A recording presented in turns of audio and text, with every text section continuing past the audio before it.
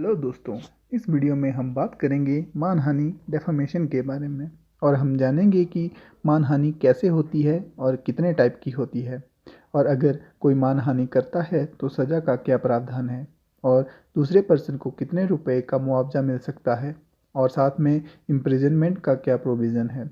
तो दोस्तों, स्वागत है आपका हमारे यूट्यूब चैनल लॉ अपडेट्स में। और अगर आपने अभी तक हमारे यूट्यूब चैनल लॉ अपडेट्स को सब्सक्राइब नहीं किया है तो जाकर कर लें और बेल आइकन को भी प्रेस कर दें ताकि वीडियो की न्यू अपडेट्स आपको मिलती रहे।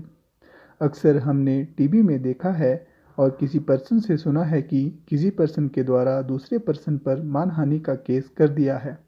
तो अब हम जान लेते हैं मानहानि होता क्या है। जैसे इसके शब्दों से ही पता चल रहा है कि मान और हानि मीन्स मान सम्मान को हानि पहुंचाना। अगर हम इसे सीधे शब्दों में समझें कि किसी एक पर्सन का किसी दूसरे पर्सन के खिलाफ कुछ गलत अफवाह फैलाना, झूठी खबर फैलाना और उन न्यूज़ का प्रचार करना, झूठी खबरों का बोलना, झूठी खबरों को लिखना और ऐसी बातों को करना जिससे दूसरे पर्सन की रेपुटेशन को ठेस पहुँचे, हानि पहुँचे।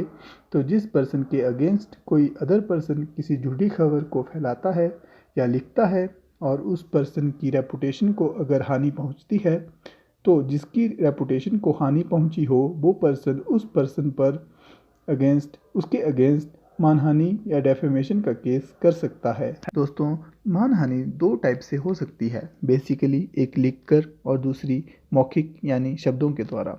मानहानि की डेफिनेशन आईपीसी के 499 सेक्शन में दी गई है और उसकी पनिशमेंट आईपीसी के सेक्शन 500 में दी गई है। और अगर मानहानि में कोई पर्सन दोषी पाया जाता है तो उसे 2 साल तक की सज़ा हो सकती है। नेक्स्ट में अब हम बात करेंगे कि मानहानि का केस कितने प्रकार से किया जा सकता है। तो मानहानि के केस को हम 2 प्रकार से केस कर सकते हैं, एक सिविल केस और एक क्रिमिनल केस।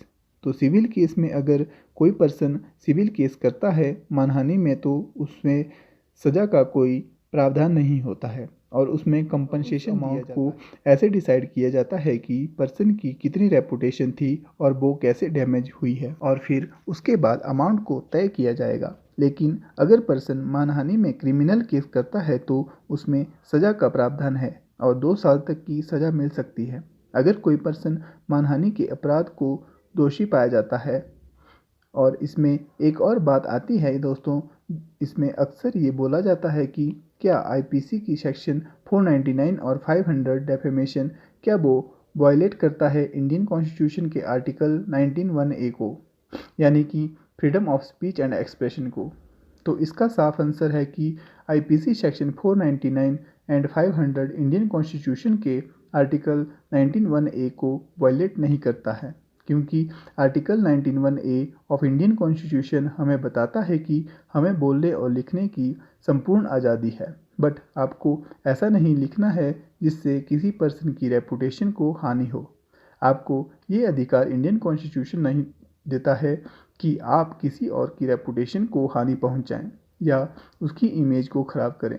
तो इससे ये साबित होता है कि डेफेमेशन इंडियन कॉन्स्टिट्यूशन के आर्टिकल 19(1)(a) को वायलेट नहीं करता है। सिंपल वर्ड्स में अगर हम डेफेमेशन को समझें तो किसी पर्सन के खिलाफ ऐसी बातें बोलना जिससे उस दूसरे पर्सन की रेपुटेशन को हानि हो या उसके प्रति समाज में गलत धारणा बन जाए और इस गलत धारणा से उसके बिजनेस में हानि होती हो, या फिर जिस समुदाय का वो पर्सन है उस समुदाय की प्रतिष्ठा को हानि पहुंच रही हो या उसके धर्म की प्रतिष्ठा को नुकसान पहुंच रहा हो, तो पर्सन उस पर्सन पर जिसने झूठी अफवाह फैलाई है उसके अगेंस्ट मानहानि का केस कर सकता है और साथ में वो सिविल केस भी कर सकता है और उसको मुआवजा भी मिलेगा और क्रिमिनल केस भी कर सकता है। और पर्सन दोषी पाया जाए तो पर्सन को 2 साल तक की इम्प्रिजनमेंट भी हो सकती है। तो फ्रेंड्स, इस वीडियो में हमने जाना कि मानहानि क्या होती है